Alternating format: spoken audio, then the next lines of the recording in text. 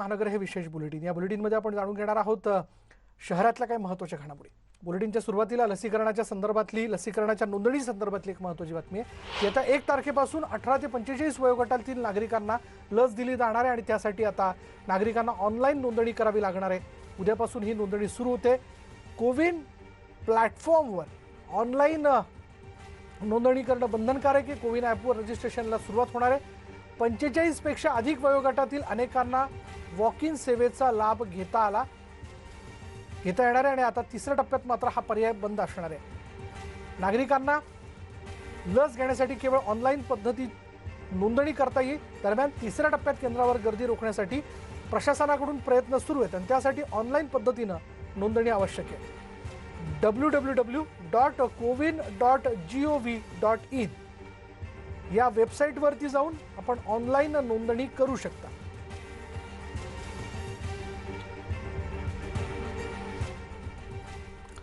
बरं, ही नोंदणी कशी केली जावी बघा. कोविन ॲपवर ही नाव नोंदणी जी आहे ती करू शकता. आपण नाव, ओळखपत्राची माहिती यामध्ये द्या. Aadhaar card, driving licence, PAN card हे यामध्ये चालेल. कोणत्या वेळेत लस हवी ते ठरवा. ॲपवरून याबद्दलची माहिती मिळेल. लसीकरणाची तारीख आणि वेळ दिला जाईल आणि दिलेल्या वेळेतच लसीकरण केंद्रावरती आपल्याला जायचं.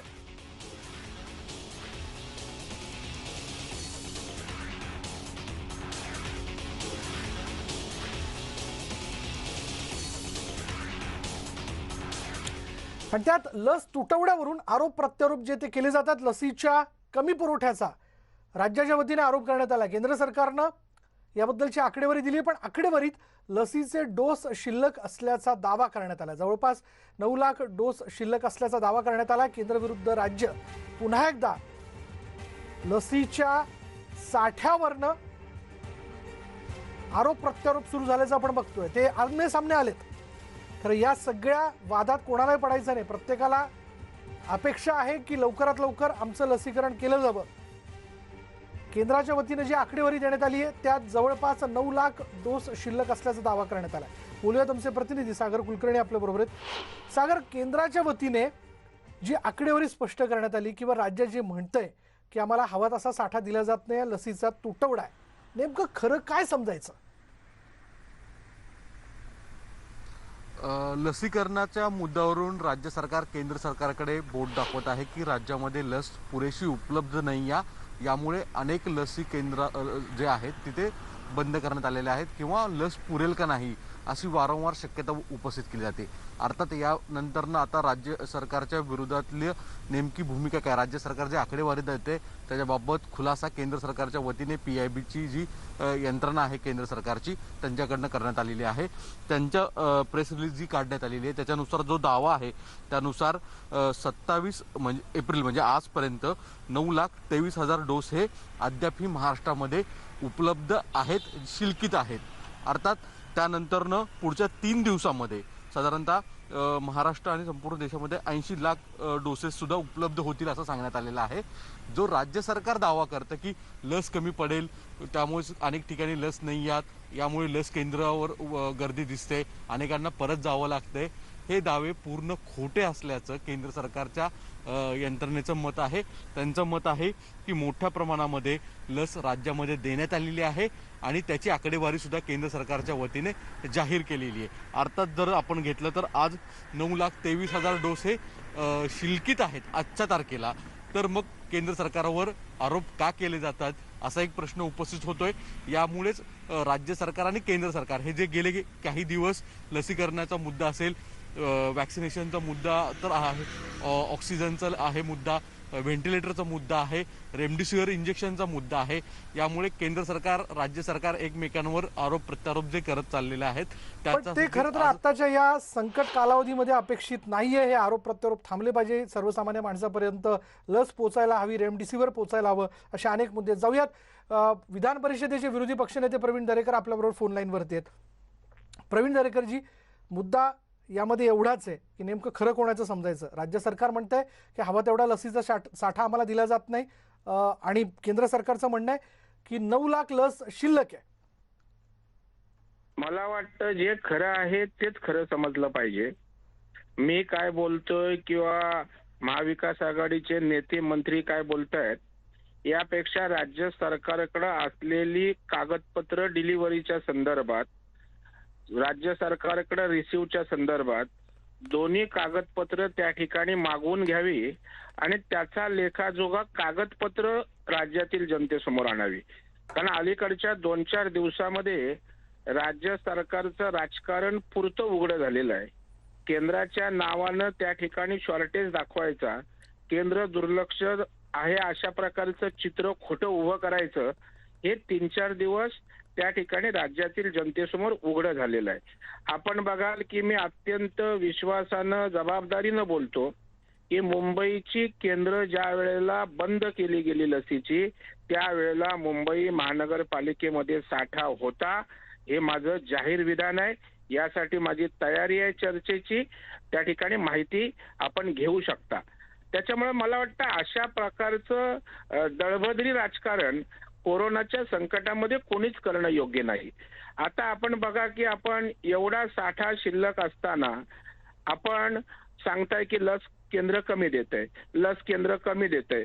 दुसऱ्या बाजूला आपण सांगता की सर्वाधिक लसीकरण महाराष्ट्रानं देशामध्ये केलं, मग लस केंद्रांनी पुरवली म्हणून सर्वाधिक जास्तीत जास्त लसीकरण केलं ना. म्हणजे एका बाजूला दुहेरी भूमिका वागणं या ठिकाणी सरकारच्या मंत्र्यांचं दुर्दैवानं दिसतं. आपण बघाल की सरकारच्या दबावाला बळी पडत अधिकारी तसे वागतायत. कारण काल आयुक्त चहल यांचं मी वक्तव्य ऐकलं, वाचलं की ऐकलं की आम्हाला जोपर्यंत दुसऱ्या डोसचे पण त्या ठिकाणी पुरेसे लस येत नाही तोपर्यंत लस केंद्र चालू करणार नाही. तुम्ही चालू करणार नाही, तुम्ही कोण लागून गेलात? तुम्ही काय मालक झालात का? शेवटी सिस्टीम आहे, लोक आहेत, लोकशाही आहे. लोक आहेत म्हणून सरकार आहे, लोक आहेत म्हणून आयुक्त आहात. आणि त्याच्यामुळे अशा प्रकारचं धाडस आयुक्तांचं कसं काय होऊ शकतं? मग तुम्ही लस येईपर्यंत थांबणार, त्या दरम्यान जी लोक मरतील त्याची जबाबदारी आयुक्त घेणार आहेत का? लसीचा पूर्ण साठा येईपर्यंत म्हणजे एक एक आपण संकट कमी करायला निघालोय. आणि आयुक्तांच्या अशा प्रकारची स्टेटमेंट असेल तर आयुक्त पण राजकीय दृष्टीनं वागतायत काय, अशा प्रकारचा सुद्धा विचार मनामध्ये त्या ठिकाणी येतो. आणि मला वाटतं गेल्या 3-4 दिवसामध्ये सपशेल राज्य सरकारचं हे राजकारण या ठिकाणी उघडं झालंय. ऑक्सिजनच्या बाबतीत आपण बघाल 1750 मेट्रिक टन केंद्रानंच ऑक्सिजन त्या ठिकाणी उपलब्ध करून दिलं. आज त्या ठिकाणी ज्या ट्रेन्स येत आहेत टँकर घेऊन, रेल्वे उपलब्ध केंद्राने त्या ठिकाणी करून दिले. रेमडेसिवीर त्या ठिकाणी 4,35,000 30% जवळजवळ प्रोडक्शन त्या ठिकाणी त्यांना उपलब्ध होतंय, त्याच्या देत आहेत. आणि त्याच्यामुळे आता बोलायला काहीच राहिलेलं नाही. तरी पुन्हा तेच वक्तव्य करून केंद्राला कसं काय कटघऱ्यात त्या ठिकाणी उभं करता येईल अशा प्रकारचा केविलवाना प्रयत्न दुर्दैवानं या ठिकाणी होताना दिसतोय. परंतु कोण खरं कोण खोटं याची मला वाटतं श्वेतपत्रिकाच त्या ठिकाणी काढावी. राज्य सरकारनं या पिरियडमध्ये काय केलं आणि केंद्राने नेमकं काय दिलं, म्हणजे जनतेला आम्ही खोटं बोलतोय की ते खोटं बोलतायत हे स्पष्ट होऊ शकेल. प्रवीण दरेकरजी, आपल्याबरोबर नीलम गोरे देखील आहेत. नीलम गोरेंशी आपण बोलूयात. नीलमताई, बातमी अशी आहे की लस तुटवड्यावरनं आरोप प्रत्यारोप होताना दिसत आहेत. राज्याने स्पष्ट केलंय की हवा तसा लसीचा साठा मिळत नाही आणि केंद्राने आकडेवारी दिली आहे की जवळपास 9,23,000 डोस शिल्लक आहेत. मग नेमकं खरं काय? कारण संभ्रमाचं वातावरण आहे. मला इथे एक पहिली गोष्ट सांगायची आहे की खरं सांगायचं तर आपल्या लोकशाही व्यवस्थेमध्ये प्रत्येक बाबतीमध्ये चर्चेच्यासाठी आपली अंगीभूत संविधानिक व्यासपीठ आहेत. जशा विधिमंडळाच्या अनेक समित्या असतात की ज्याच्यामध्ये तातडीने काही बैठका सभापती उपसभापती घेऊ शकतात, तसंच नुकतीच म्हणजे ज्याला प्रवीणजी दरेकरी होते, नुकतीच लोकसभाच्या अध्यक्षांनी ओमप्रकाश बिर्ला यांनी एक बैठक घेतली होती आणि त्याच्यात सगळे विधानसभा आणि परिषदांचे अध्यक्ष सभापती उपसभापती आम्ही होतो. आणि त्याच्यात मी म्हटलं होतं की असे जे काही मुद्दे असतात की ज्याच्यात केंद्राची आणि राज्याची चर्चा व्हायला पाहिजे, त्याच्यात सर्वपक्षीय खासदारांच्या समित्या आहेत आणि या समित्यांचं जर का बैठक घेतली आता आणि त्या बैठकीच्या मध्ये जर का आकडेवारीची समोरासमोर पडताळणी झाली तर अगदी केंद्राचे आणि राज्याची समोरासमोर साक्ष घेतल्यासारखी चर्चा होते. त्याच्यात समोरासमोर माहिती कळते. शिवसेनेचे खासदार आहेत, भाजपचे आहेत, काँग्रेसचे आहेत, राष्ट्रवादीचे खासदार आहेत. त्यांनी त्याच्यामध्ये केंद्रीय स्वतः प्रवीणजी दरेकर आहेत, त्यांनी समोर याचे आरोग्य मंत्र्यांना बोलवून सर्वपक्षीय खासदारांच्या समोर केंद्राची आकडेवारी समोर मांडावी आणि आपले याचे आरोग्य सचिव जे आहेत त्यांच्यावर सातत्याने दर महिन्यामध्ये दर 15 दिवसांनी केंद्राच्या 25-25 टीम येतात, पथकं येतात, त्याची आकडेवारी परत अगदी 45 दिवस दुसऱ्या डोसला झाले नसेल तर ते कोविन ऍप ऍक्सेप्टच करत नाही लसीकरणाचा जे असतं प्रयत्न तो. अशा सगळ्या यंत्रणा केंद्र सरकारने केलेल्या आहेत आणि राज्य सरकार त्याचे फॉलोअप सगळे SOP 100% करत आहे.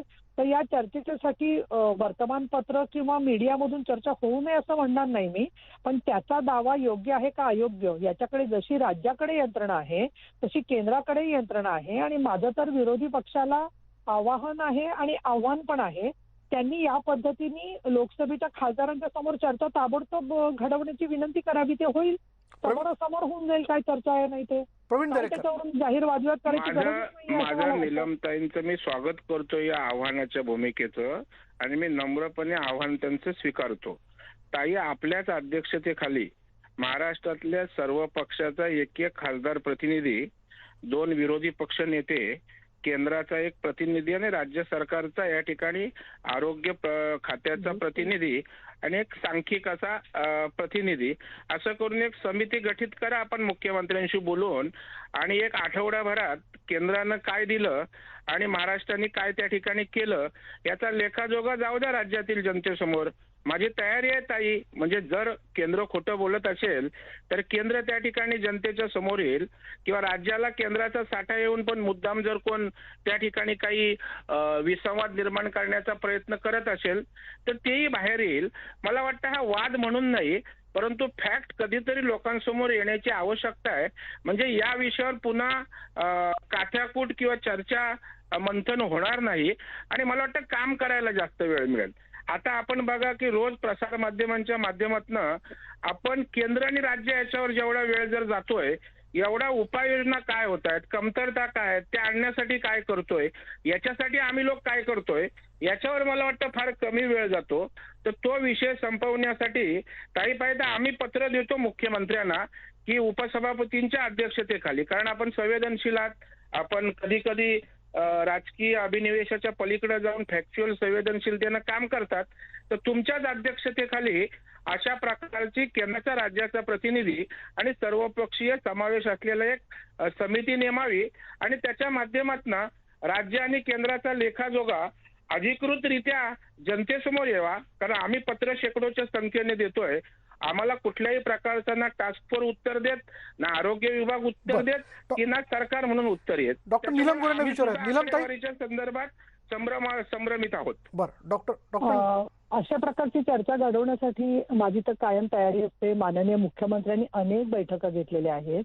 त्या बैठकांना प्रवीणजी आपणही होता आणि आपले मतभेद राजकीय असले तरी माननीय मुख्यमंत्र्यांचं कायम देवेंद्रजी फडणवीस आणि तुमच्या दोघांशी चर्चा असते. तुम्ही किंबहुना दोघंही त्यांच्या उजव्या डाव्या बाजूला बसलेले असता. मी असं म्हटलं, माझी तर बैठक घेण्याची आणि चर्चा करायची तयारीच आहे, काही प्रश्नच नाही त्याच्यामध्ये. परंतु मी असं सुचवलं की लोकसभेच्या खासदारांची बैठक केंद्र सरकारची संबंधित म्हणजे लोकसभेच्या खासदारांची बैठक व्हावी, याच्यासाठी व्हावी की सगळी केंद्राची आकडेवारी आणि राज्याची आकडेवारी ही खासदारांना मिळणं हा त्यांचाही संविधानिक अधिकार आहे. आणि त्या संविधानिक अधिकारीमध्ये तुम्हाला माहिती आहे की जशा समित्या असतात त्या कायमस्वरूपी असतात. आपल्या अध्यक्षांच्या आणि सभापतींच्या अखत्यारीखालच्या समित्या असतील त्याच्यामध्ये हा विषय घेता येत असतो. अगदी अंदाज समिती आहे, त्या अंदाज समिती असेल किंवा आरोग्यविषयक समित्या असतील त्याचे विषय कुठले घ्यायचे हे आपल्या लोकप्रतिनिधींच्या हातामध्ये असतं. माननीय मुख्यमंत्र्यांचं जरूर आपण मार्गदर्शन या विषयामध्ये घेऊया आणि चर्चा आपण त्याच्यावरती जरूर करू. आणि मला एकच सांगायचंय की सारखं राज्य सरकारच्या याच्याबद्दल शंका सारखी निर्माण करण्यापेक्षा ही जी आकडेवारी आहे त्या सगळ्या आकडेवारीच्या बद्दलचं माहिती घेण्याबरोबर आता मला काही गोष्टी कशा आहेत की दर एक असावेत, स्वतः केजरीवालजींनी जाहीर केलं, किंवा दर सारखे असले पाहिजेत. दुसरीकडे मदत पाहिजे होती सिरम इन्स्टिट्यूटला. या सगळ्या गोष्टींबद्दल पार्लमेंटच्या अधिवेशनामध्ये चर्चाही होऊ शकली असती, पण चर्चा होऊ शकत नाही कारण कोविड आहे म्हणून मर्यादा आहेत काही. परंतु माहिती सगळी लोकांच्या मध्ये गैरसमज न होता आली पाहिजे. दुसरं, जे लोक लसीकरण करतायत स्वतः जाऊन त्यांचा अनुभव अतिशय तिथले चांगला आहे राज्य सरकारमधला प्रत्येक ठिकाणी. त्यामुळे मला असं वाटतं की आजच्या घडीला लवकर लस अधिकाधिक प्राप्त होण्यासाठी केंद्र सरकारने योग्य पावलं उचलावी. ग्लोबल टेंडर काढलेलं आहे राज्य सरकारने, त्याचं काय होत नाही तेही आपल्याला लवकरच कळेल. जी. 1 मेला माननीय मुख्यमंत्री उद्धवजी ठाकरे याच्याबद्दलची सगळी भूमिका परत एक सांगणार नीलमताई, आहेत प्रवीण याच्याबद्दल. दरेकरजी, माझं यामध्ये एवढंच सगळ्यात एकच अपेक्षा आहे सर्वसामान्य माणसाची, जी काही ही जी प्रक्रिया आहे ती लवकरात लवकर पूर्ण करा, कारण लसीकरण मोहीम थांबलेली आहे आणि प्रत्येकाला लस हवी आहे. आपल्या दोघांचे धन्यवाद बोलल्याबद्दल. यानंतर वेळ झाली का ब्रेकची? ब्रेक घेऊयात. पहा फक्त न्यूज 18 लोकमत. नाशिककरांसाठी एक महत्त्वाची बातमी अशी की नाशिकच्या कोविड रुग्णालयात रुग्णांना भेटायला जाणाऱ्या नातेवाईकांवर थेट गुन्हे दाखल होणार आहेत. रुग्णांना जेवण देण्यासाठी तसंच इतर कारणांसाठी नातेवाईक रुग्णांना भेटतात. हेच नातेवाईक शहरात सुपर स्प्रेडर म्हणून ठिकठिकाणी जातात, असा एक निष्कर्ष पुढे काढण्यात आला. त्यांच्या माध्यमातून या संसर्गाचा फैलाव जो आहे तो होतो. सुरुवातीला या ठिकाणी जर आपण लक्षात घेतलं, जर नातलग तिथे भेटायला गेले रुग्णांना तर 1000 रुपयांचा दंड जो आहे तो ठोठावला जाणार आहे, आकारला जाईल. दंड करून देखील ऐकलं नाही तर थेट गुन्हे दाखल होतील. पालिका आयुक्त कैलास जाधव त्यांनी त्याबद्दलचे आदेश देऊ केलेत. शहरातील जाकीर हुसेन बिटको रुग्णालयात रुग्णांना आता आपल्या म्हणजे नातलगांना आपल्या रुग्णांना भेटण्यासाठी जाता येणार नाहीये, कोणी गर्दी करायची नाहीये असं थेट सांगण्यात आलंय. तर तेच वाशिम जिल्ह्यातील देखील कोरोनाचा संसर्ग वाढत असल्याने वाशिम शहराच्या नालंदा नगर परिसरातील स्त्री रुग्णालय कोविड सेंटर परिसरात रुग्णांचे नातेवाईक मोठी गर्दी करतात आणि यामुळे कोरोनाचा संसर्ग वाढत असल्याचं निदर्शनास आलंय. आणि या रुग्णालय परिसरात कोरोनाबाधित रुग्णाशिवाय कुणालाही प्रवेश दिला जाणार नाहीये, त्यामुळे नातलगांनी तिथे जाऊ नये असं सुरुवातीला नम्रपणे सांगण्यात येते. पण जर नातलग जात असतील तर त्यांच्याकडनं दंड आकारला जाईल. यानंतरची बातमी अशी की कोरोनामुळे मृत्यू झालेल्यांचं पार्थिव अंत्यसंस्कारासाठी ताटकळत ठेवावं लागणार नाही आता, अशी व्यवस्था करण्याची सूचना मुंबई उच्च न्यायालयानं दिली आहे. तसंच मुंबईसह राज्यभरातील स्मशानभूमींची माहिती देण्याचे आदेश न्यायालयानं देऊ केले. जर अंत्यसंस्कार करण्यासाठी वाट पाहावी लागणार असेल तर मृतदेह रुग्णालयाबाहेर दिल्या जाऊ नये असं देखील कोर्टानं स्पष्टपणे सांगितलंय. यानंतर नगर महानगरमध्ये इथेच थांबणार आहोत. पहा फक्त न्यूज 18 लोकमत.